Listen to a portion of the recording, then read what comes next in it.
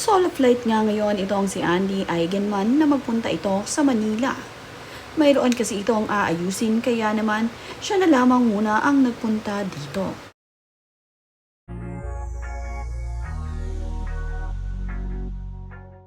Nasa Manila nga ngayon itong si Andy Eigenman at dito naman nga sa hotel sa Makati nag-stay itong si Andy kahit siya ay nag-iisa lamang. Nagpunta nga sa Manila itong si Andy dahil mayroon nga itong aayusin at ayon nga dito kay Andy Eigenman ay ito ang kanyang first time na magpunta na mag-isa dito sa Manila. Kaya naman itong si Andy ay chill na chill ngayon habang siya ay nasa hotel.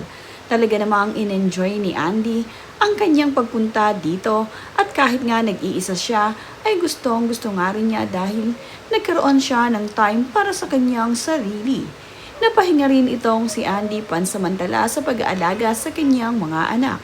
At deserve naman nga ito ni Andy Eigenman na paminsan-minsan ay magkaroon naman siya ng me time para sa kanyang sarili.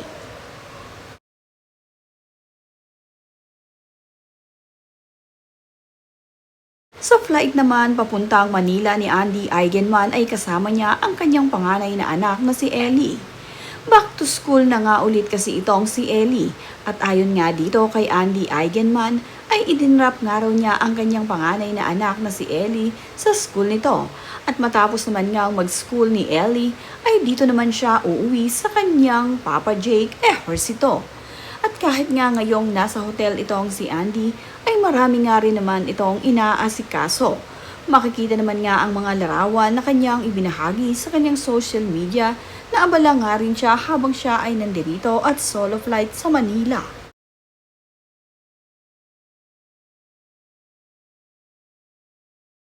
Habang wala naman nga itong si Andy Eigenman sa Siargao ngayon, ay itong si Pilmar Alipayo na kanyang partner ang nag-aalaga sa kanilang mga anak na sina Lilo at Koa.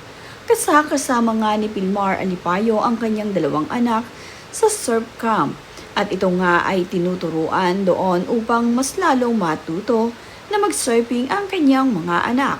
Pinapanood naman nga ni Lilo at Koa ang naglalakihang mga alon at napagkwentuhan nga nila na kung sino nga raw ba ang may gusto sa malalaking waves at kung sino ang may gusto dito sa maliliit na wave. Nakakagulat naman nga na gusto pala ni Koa ang malalaking wave.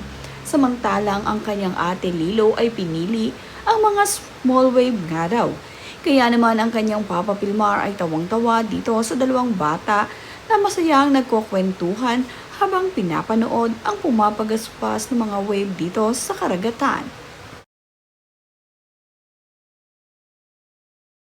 Si Pilmar Alipayo naman nga ang kanilang coach pagdating sa pag-surfing. Ang mga anak ni Andy at Pilmar ay nagiging mahusay na ngayong pagdating sa pag-surf. Lalong-lalo na nga itong si Lilo na nabibihasa na sa pag-surfing sa tulong ng kanyang Papa Pilmar. Napakagaling ngang magturo ni Pilmar Alipayo na mag-surf sa kanyang mga anak. What did you see, Koa? Small. No, you said it that's big. Okay, small. I mean big. Small. Small for you?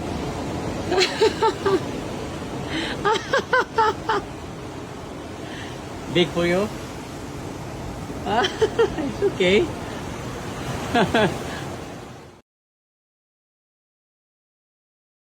Pagi nga ni Pilmar Alipayo ang pagsasurfing ng kanyang anak na sina Lilo.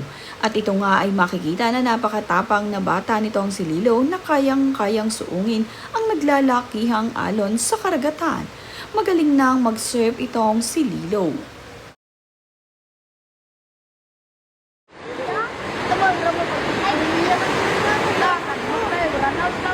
Ang bunsong anak naman ni Andy at Pilmar na si Koa ay unti-unti na nga rin natututong mag-surfing.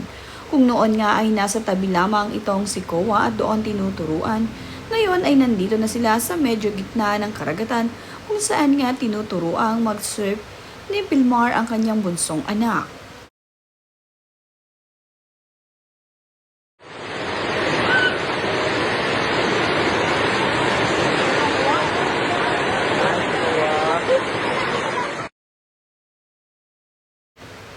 Ibinahagi naman din ni Pilmar Alipayo ang kanilang masayang bonding ng kanyang mga anak. Kumakain nga sila ng masarap at press buko na kanilang tinimpla. Mayroon din namang kasama itong sina Pilmar Alipayo dito sa surf camp ng kanyang mga anak. At tuwang-tuwa naman nga itong si Lilo at sarap na sarap sa press buko na kanilang kinakain. Nagustuhan nga ni Lilo ang gawa nila. At ito namang si Lilo ay hindi naman kasi pihikan at madaling pakainin na bata. Kaya naman itong si Pilmar ay hindi nahihirapan pag wala si Andy sa pagpapakain sa kanyang mga anak.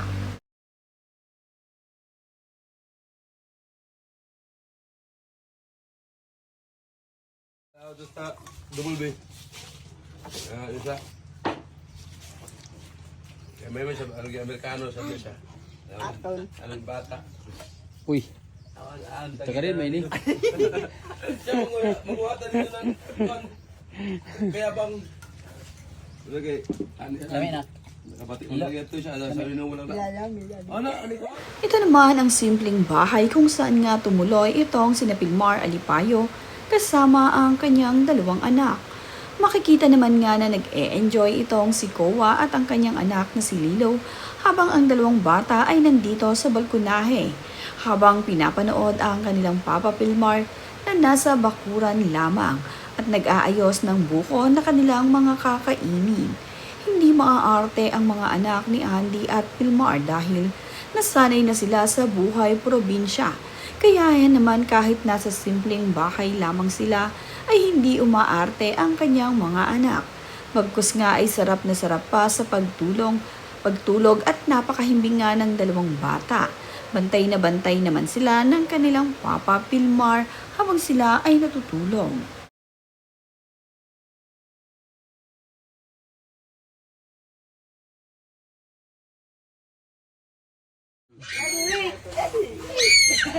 I'm here, Daddy. Kaya gumagana ng block.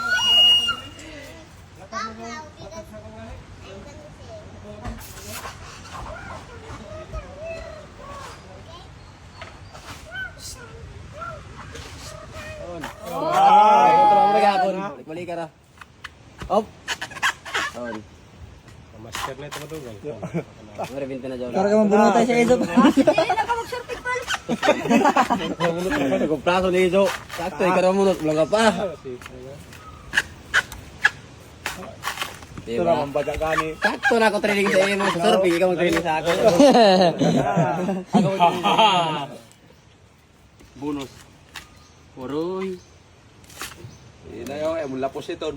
Sanay naman na itong si Pilmar kumain ng kilawin at ibinahagi nga niya ang kanyang masarap na ulam dito. Ganito talaga sa isla, may hilig sa mga fresh na isda ang mga lokal doon. Kaya naman itong si Pilmar ay sanay na sa pagkain ng mga kinilaw.